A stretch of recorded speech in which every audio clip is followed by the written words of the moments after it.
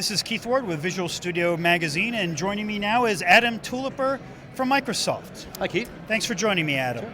What's new in ASP.NET 4.5? Why don't you give me an overview of just a couple of the big things that developers are going to be most excited about working with the new technology? Oh, there's many things. Async, await, to be able to implement asynchronous pages for web forms and MVC.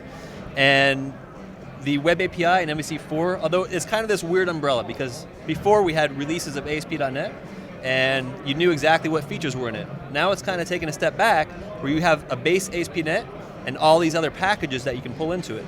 So now we have MVC4 you can pull in, now you have the Web API, which can kind of run separately. Then you have web forms kind of sitting in the base ASP.NET. And so some of the great things that they've added to the base ASP.NET outside of the async await is you also have strongly typed controls in there. There's some security additions. They took the anti-cross-site scripting library, finally incorporated that into the runtime, model binding features, so some really great features. So tell me how ASP.NET is evolving to meet the needs of the mobile arena that we live in now. Well, you used to have very specific templates, and they weren't very friendly to other technologies years back. Now, with the kind of advent of NuGet, the projects themselves have become open to pulling in other packages. So the idea is that even all the brand new MVC and web forms templates now provide the ability to pull in packages from anywhere, including jQuery mobile templates, etc.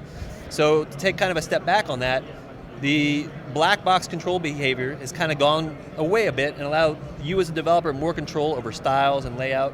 Now you have CSS media queries, which you can just do in really in any browser that have become part of certain default templates where you can target each device size. MVC has included support for mobile views, so you can say, I've got maps.cshtml, maps.mobile.cshtml, maps.windowsphone.cshtml, and target each of those individual devices. And in addition, the friendly URLs package inside of web forms now actually has a mobile view switcher, so you can test and go back and forth between mobile views and desktop views right inside of your browser to test that out as well. Oh, that's nice. Now, let's talk a little bit about Web API, which is a technology a lot of developers are excited about. Yes. And just give us kind of an overview of what it is and how it's going to help development. Well, so it was very MVC-ish. You had this great way of serving up technology for these very nice, restful, basic URLs. And in the past, it was very difficult to do that. You had WCF, or you had kind of web methods that you tried to invoke, and it was very difficult to test over the browser and to integrate with other technologies. Now with Web API, you have the ability to simply specify a method, a code method, that gets called right from your URL. And inside that code method, you just simply write out whatever data you want to stream to the client. It could be a collection that'll be streamed out as XML. It could automatically be converted to JSON. There's content type and media formatting and negotiation. So if the user wants JSON, you can give them JSON. If they request XML, give them XML. All provided by however the client wants to request that data. The flow is very easy. It's very similar to MVC. Although it's not to be confused with MVC, because the Web API is a completely separate product and can be run separately. In fact, you can self-host it completely outside of a web browser if you want as well. Okay, great. How do you see, where do you see ASP.NET going in the future now? What's some of the stuff that you would like to see added to it?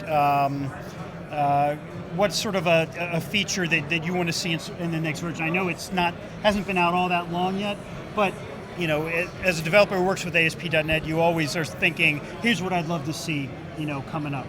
Geez, that's a tough question, because they're always surprising me with some of the new features on there. One of the things I actually would have thought to have added in there just came out in the 20.12.2 release, to be able to dynamically see what JavaScript is adding your elements to the screen.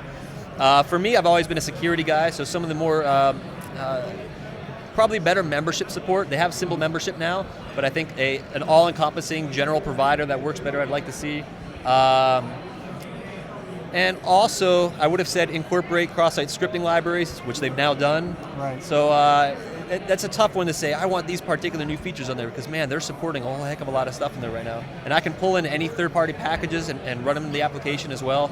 The integration with Azure, which I didn't run for over a year, I went back and looked at. And the features just blew me away. All right, well, Adam Tuliper, thanks very much for joining us. It's been a pleasure. Thank you very much.